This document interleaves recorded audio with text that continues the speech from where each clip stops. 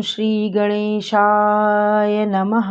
शंकरं शंकराचार्यं केशवं बादरायणं सूत्रभाष्य कृतो वन्दे भगवन्तो पुनः पुनः।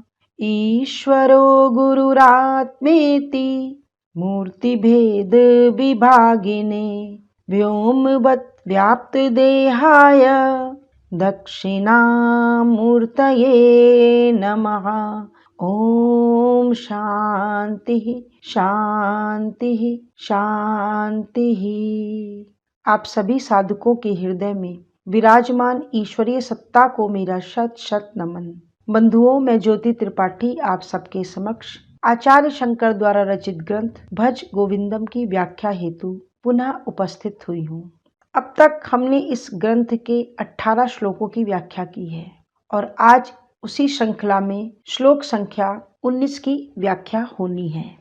मित्रों, जीवन का परम लक्ष्य है आंतरिक परिवर्तन, क्योंकि एक आंतरिक परिवर्तन के द्वारा ही हम जिसकी हमें चाहत है उन सब चीज़ों को प्राप्त कर सकते हैं। हमारी चाहत है शांति की, सुख की, खुशियों की और सुरक्षा की, और ये हमें बाहर के साधन संसाधन से प्राप्त होने वाले नहीं। इसलिए हमारा आंतरिक परिवर्तन ही, अर्थात हमारे दृष्टिकोण का परिवर्तन ही सुख शांति हमें दे सकता है। हम सब जानते हैं कि संसार बहुत बड़ा है, लोग बहुत सारे हैं, 84 लाख योनियां हैं, जैसा कि हमारे ऋषि मुनियों ने बताया है।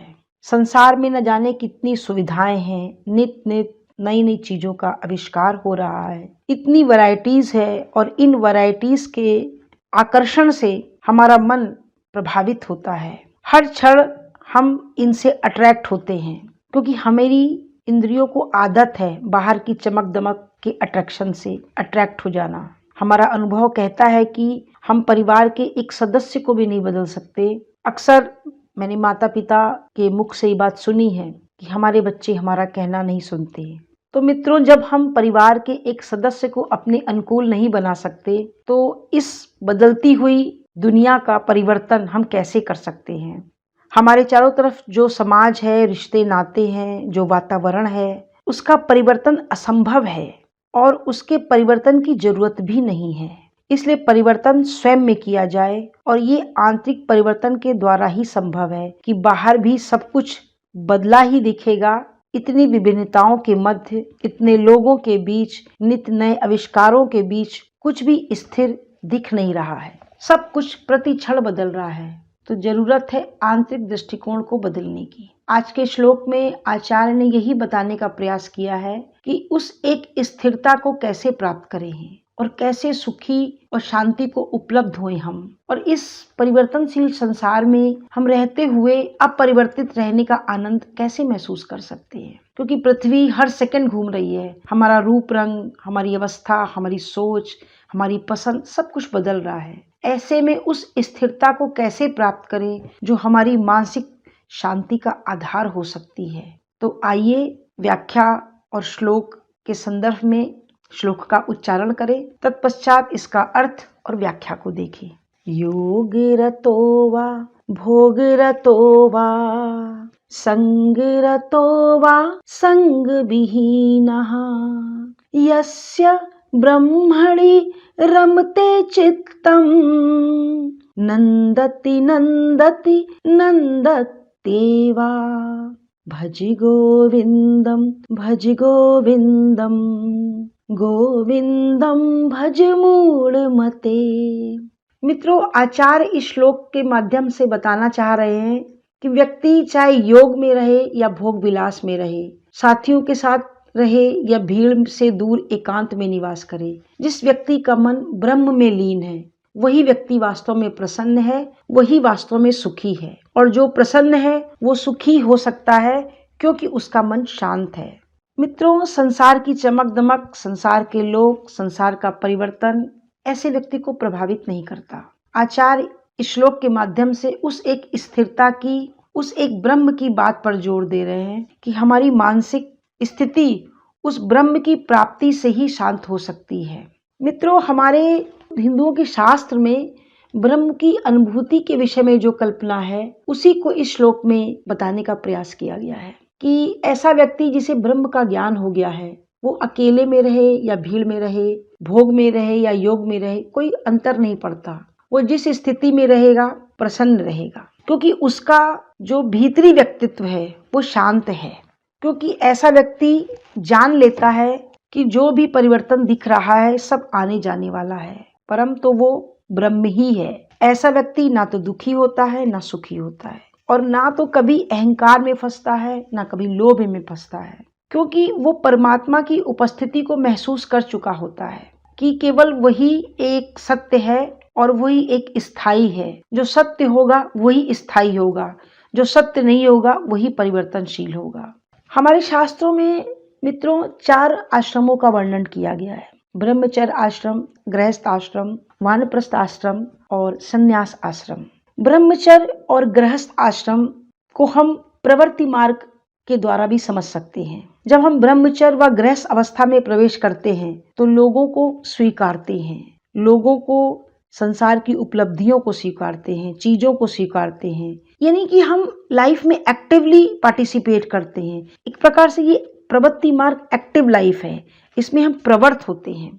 और वानप्रस्थ और संन्यास जिसे हम निवृत्ति मार्ग भी कहते हैं, जिसमें हम चीजों से स्वयं को विड्रॉ करते हैं, लोगों से विड्रॉ करते हैं। इस प्रकार हमारे शास्त्र चारों आश्रमों को 2 मार्गों में बांटते हैं, प्रवृत्ति मार्ग और निवृत्ति मार्ग। मित्रों, प्रवृत्ति मार्ग में हम दुनिया में इन्वॉल्व होते हैं कर्म की सहायता से, और इस प्रकार कर्म करके हम संसार में अपना स्थान, अपना व्यक्तित्व, अपनी पहचान बनाने की दिशा में कार्य करते हैं। और फिर इन कर्म योग के द्वारा हम अपने अनुभवों से हमारी समझ विकसित होती है और हमें दुनिया में अस्थायित्व महसूस होता है। बहुत कुछ प्राप्ति के बाद भी कुछ कमी सी लगती है तो हम स्वयं को विड्रॉ करने की कोशिश करते हैं। दुनियादारी से, रिश्तों से, हमारी जो कामनाएं हैं उनसे स्वयं को पीछे हटाने की कोशिश करते हैं। ये जो हमारा विड्रॉन है, ये जो हमारा विड्रॉन करना है, यही निवृत्ति मार्ग है। इस प्रकार प्रवृत्ति मार्ग में कर्म योग करके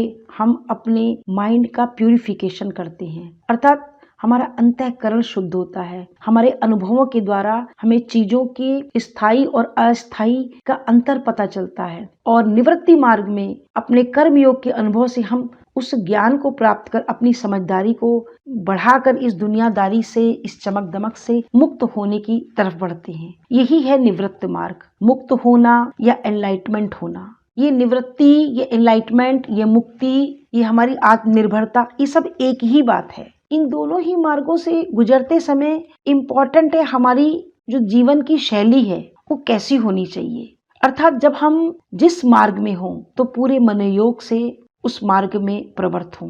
कर्मयोग करें तो पूरी एकाग्रता के साथ, एक निष्ठा के साथ अपने कर्तव्यों को, अपने दायित्वों को निभाएं, किंतु उसमें लिप्त ना हो। अपने विवेक का इस्तेमाल करें, चाहे वो ड्यूटी हमारी ब्रह्मचर्य के प्रति हो, चाहे वो गृहस्थ आश्रम की हो। ईमानदारी के साथ, अपने विवेक के साथ अपने दायित्वों को निभाएं। ऐसा करने पर हमें समाज, रिश्ते, चीजें, इन सभी के प्रति जो अनुभव होगा वो अस्थायित्व को दर्शाने वाला होगा, और तब हम जान पाते हैं कि सब कुछ परिवर्तनशील है। और फिर से जो सत्यता का जो समझ हमें आती है वो समझ ही हमें चीजों से, लोगों से दूर करने वाली होती है। हम जान पाते हैं कि हम जिन लोगों के पीछे भाग रहे थे, जिन कामनाओं की पूर्ति में लगे थे, जिन लोगों के लिए हमने झगड़ा ही कर लिए, जिन लोगों की ईमानदारी पर शक किया, जो अपने पराये का भेद किया, जो गैर समझ के किसी की ईमानदारी को ठुकराया, अपना समझ करके किसी की हजारों बुराइयों को स्वीकार कर लिया, ये जो सब हम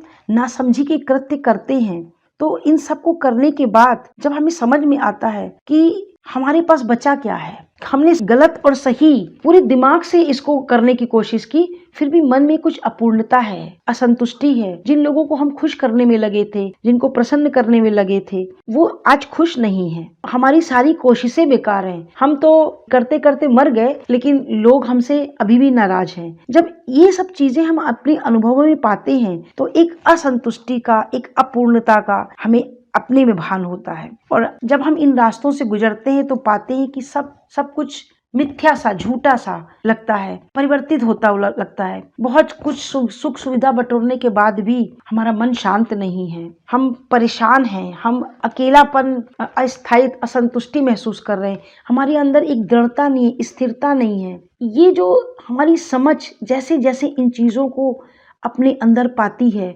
तो इससे ही हमारा मन लोगों को, चीज़ों को, समाज को छोड़ने की तरफ, विड्रॉ करने की तरफ हमारा मन उबता है। ये सब जो आधार है हमारी मुक्ति का कारण बनते हैं और हम अपने को दूर करते हैं। कल हम जिन कामनाओं के पीछे, जिन लोगों के पीछे भाग रहे होते हैं, उनसे हम खुद को बचाते हैं। वो कर्म, वो लोग, वो सारी चीजें जिनके पीछे हम भागते हैं, उनसे अब हम अपने को बचने का प्रयास करते हैं। यही है विड्रॉन। ये जो विड्रॉन से जो हमें अनुभव प्राप्त होता है, वही हमारे सुख का आधार है। मित्रों, इस विड्रॉ में ये जरूरी नहीं कि हम संन्यास ले लें, जंगल चले जाएं, लोगों को छोड़ दें। किसी तरीके से भी हम फिजिकल विड्रॉ यानी कि शारीरिक रूप से पलायन की इसमें कोई जरूरत नहीं है। हमारे शास्त्रों में भक्त के जो लक्षण बताए गए हैं, भक्त का मेकअप नहीं बताया गया है। हमारी भगवत गीता, हमारे वेद, उपनिषद केवल हमारे मन पर कार्य करने की बात करते हैं, हमारी इच्छाएं, हमारे दुराग्रह पे काम करने की बात करते हैं। हमारा विचार कैसा होना चाहिए, हमारी संगत कैसी होनी चाहिए, हम जो कर रहे हैं उसे में क्या प्राप्त होने वाला है, हमारे जीवन का उद्देश्य है क्या, इन सब पर हमें काम करना होता है। भक्त के आडंबर पर हमें कोई लेना देना नहीं है, हमें इस पर फोकस करना है। हम संसार में शारीरिक रूप से रहकर भी अपने दायित्वों को, अपनी जरूरतों को, अपने कर्तव्यों को अच्छे से निभा सकते हैं और ऐसा करते हुए ही हमें संसार से पार होना होता है, संसार से गुजरना होता है। हमें संसार के ऊपर अपनी निर्भरता को खत्म करना होता है और हमारे अंदर जो एक स्थिरता की, एक स्थायित्व की जो भूख है, वो उसका आधार क्या है। तो जब हमें ये महसूस होता है कि ईश्वर के अतिरिक्त सब कुछ बदल रहा है, वही एक परम पिता परमेश्वर, वही एक सत्ता निश्चित है, सत्य है, बाकी सब कुछ चलायमान है, हमें उस परमात्मा को ही अपने जीवन का आधार बनाना है। लोग संसार के सुख साधन, सबका आना जाना हमारे ही कर्मों की गति है। हमारे जीवन में लोगों का आना जाना, सुख दुख का आना जाना, ये सब हमारे ही कर्मों का परिणाम है। केवल वो परम सत्ता ही स्थिर है, बाकी ये सब जो आना जाना है ये सब परिवर्तनशील है। जब ऐसा विचार हमारे मस्तिष्क में घर करेगा तो ना कुछ छोड़ना है, ना कुछ पकड़ना है, यही वृत्ति हमारी बनेगी। हम जो कर रहे हैं उस पर विचार करके करेंगे। दुनिया, समाज, कर्तव्यों को त्याग कर पर्वत में, जंगल में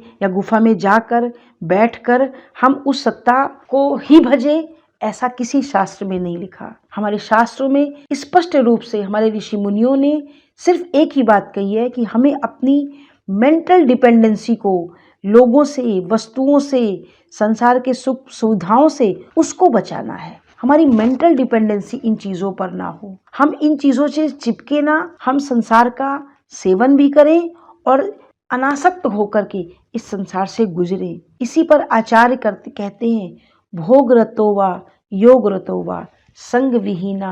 अर्थात आप चाहे भोग में रत रहें, चाहे योग में रत रहें, चाहे आप लोगों के साथ रहें या लोगों की भीड़ से दूर एकांत में रहें, इससे कोई फर्क नहीं पड़ता। ये सारी चीजें आपके ऊपर तब प्रभाव नहीं डालेंगी जब आपकी समझ इस रूप में विकसित हो चुकी होगी कि इस संसार में सब कुछ चलायमान है सिवाय एक परमपिता परमेश्वर को। और जब व्यक्ति इस सत्यता को जान लेता है कि वो एक आधार ही है, जब उसकी शरणागत होता है, उसको पकड़ता है, तब संसार उसके लिए बहुत दुर्लभ नहीं रह जाता, बहुत आसान हो जाता है।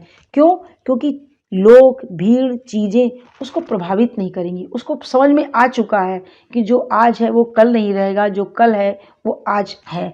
उसको इस अस्थिरता का, इस चंचलता का पता चल जाता है और उसका ईश्वर के प्रति एक आधार को पकड़ना, उसके प्रति समर्पण ही उसके संसार से पार होने का एक स्थायी माध्यम है।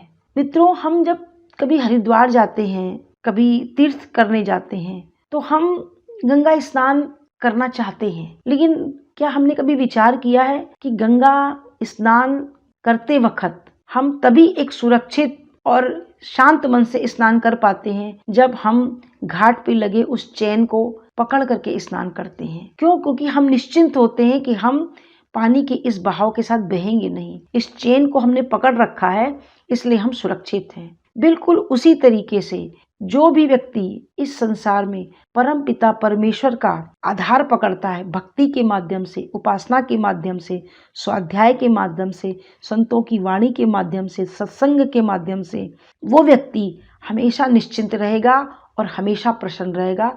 उसको किसी भी प्रकार का कोई दुख, कोई अशांति प्रभावित करने वाली नहीं, क्योंकि वो जान चुका होता है कि ये संसार अनिश्चित है, अनियंत्रित है, अस्थिर है। तो जब संसार ही अनिश्चित, अनियंत्रित, अस्थिर है तो उसमें हम कैसे स्थिर हो सकते हैं? हमें तो स्थिर होने के लिए किसी स्थिर चीज का ही आसरा या सहारा पकड़ना होगा। और स्थिर कौन है? केवल वो परमपिता परमेश्वर, उसकी सत्ता के आधार पर ही हम इस चलायमान संसार में स्थिरता को प्राप्त कर सकते हैं। और जब हम जान लेंगे कि संसार में कुछ स्थिर है ही नहीं, सुख आके चला जाएगा तो दुख भी चला जाएगा, फिर हम सुखी और दुखी नहीं होंगे। दुख सुख आएंगे और हमें मात्र ये लीला लगेगी, संसार का खेल लगेगा, हमें ये प्रभावित नहीं करेंगे। मित्रों, मैंने पिछले भी श्लोकों में अपने कई बार बताया है कि हमारा जीवन ऐसा होना चाहिए जिसमें परमात्मा का प्रकटीकरण दिखे। परमात्मा प्राप्त करने की चीज नहीं, परमात्मा का प्राप्ति का मतलब ही है परमात्मा के गुणों का प्रकटीकरण। गुलाब का फूल जो हर किसी को आकर्षित करता है, वो हजारों कांटों के बीच में होने के बाद भी बड़े को, छोटे को, बूढ़े को, हर एक को अपनी तरफ आकर्षित करता है। हमारा जीवन भी ऐसा ही होना चाहिए। हम अपने व्यवहार से, अपने व्यक्तित्व से, अपने संसार में चलने के रास्ते से, अपने आचरण से ऐसा अपनी पहचान बनाएं कि हम जहाँ जाएं लोग हमें देख के प्रसन्न हों, लोग हमसे बात करना चाहें। हम ऐसा जीवन ना जिएं कि हम बहुत ऊंचाई पर पहुंच गए और अहंकार से ग्रस्त हैं, लोग हमसे बात करना पसंद नहीं करते, लोग हमको अहंकारी कहते हैं, लोग हमको देख के दूर भाग जाते हैं। मैं ऐसे कई बुजुर्गों को जानती हूँ जिन्होंने अपने जमाने में एक पद प्रतिष्ठा प्राप्त की, धन धान्य इकट्ठा किया, लेकिन कुछ इस प्रकार का अहंकार से ग्रसित रहे कि उनसे आज कोई बात करना पसंद नहीं करता। वो जहाँ बैठते हैं वो इतना ज़्यादा उनका अनुशासन है परिवार पर, घर पे, कि उनको देख करके घर के अन्य सदस्य धीरे धीरे खिसक लेना पसंद करते हैं, क्योंकि उनसे कोई बात करना पसंद नहीं करता।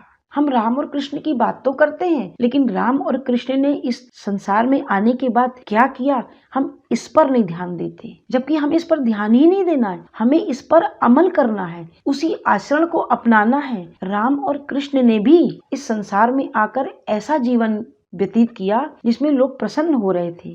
कोई भी एक व्यक्तित्व ऐसा नहीं है जो उनसे नाराज रहता हो, चाहे वो माता पिता का आदर हो, चाहे मित्रों का साथ हो, चाहे बड़ों का हो। तो हमें उनके आचरण को फॉलो करना है, हमें अपने जीवन को इस तरीके से बताना है कि हम राम और कृष्ण के अनुयायी हैं। तब हम राम राज्य की कल्पना करें, हम सिर्फ बातों में ना करें, हम अपने जीवन में उन चीजों को लाएं। और जब हम अनेक प्रकार से अपने चारों तरफ परिस्थितियों के विपरीत होते भी हंसकर जीना सीख लेते हैं, जीवन को फेस करना सीख लेते हैं, तो निश्चित रूप से हम लोगों के प्रिय हो जाते हैं। संसार में ऐसा कोई भी व्यक्ति नहीं है जिसके पास दुख ना हो, लेकिन समझदार वही है, विवेकवान वही है जो संसार की नश्वरता को समझते हुए पूरी बुद्धि और विवेक के साथ इस संसार में आगे बढ़ता है। आचार्य इस श्लोक के माध्यम से यही बताना चाहते हैं कि जो भी व्यक्ति अपनी भक्ति के द्वारा, उपासना के द्वारा, परमात्मा की शरणागति के द्वारा उस ईश्वर के प्रति श्रद्धा रखता है, उस ईश्वर पर विश्वास रखता है, उस पर भरोसा रखता है, वही व्यक्ति इस संसार में प्रसन्न हो सकता है। और ऐसा व्यक्ति ही जो भी कार्य करेगा ईश्वर को आधार बना के, ईश्वर पर विश्वास करके पूरे मनोयोग से करेगा। और यही ईश्वर की सिद्धि है दोस्तों, उस पर भरोसा करना, उस पर श्रद्धा करना, जैसा वातावरण आए वैसे स्वयं के अंदर ढल जाना। अगर हम अकेले हैं तो अकेले भी प्रसन्न रहें, और लोगों के बीच हैं तो भी आंतरिक रूप से अकेले रहते हुए प्रसन्नता से रहें। यही तो जीने का कमाल है कि हम कितना अच्छा इस संसार में अभिनय कर सकते हैं। ये अभिनय ही करना है, हमें लोगों के बीच फूलों को बिखेरना है, कांटों को नहीं। और इस तरीके से ईश्वर पर आस्था रखते हुए इस संसार को हम पार कर सकते हैं।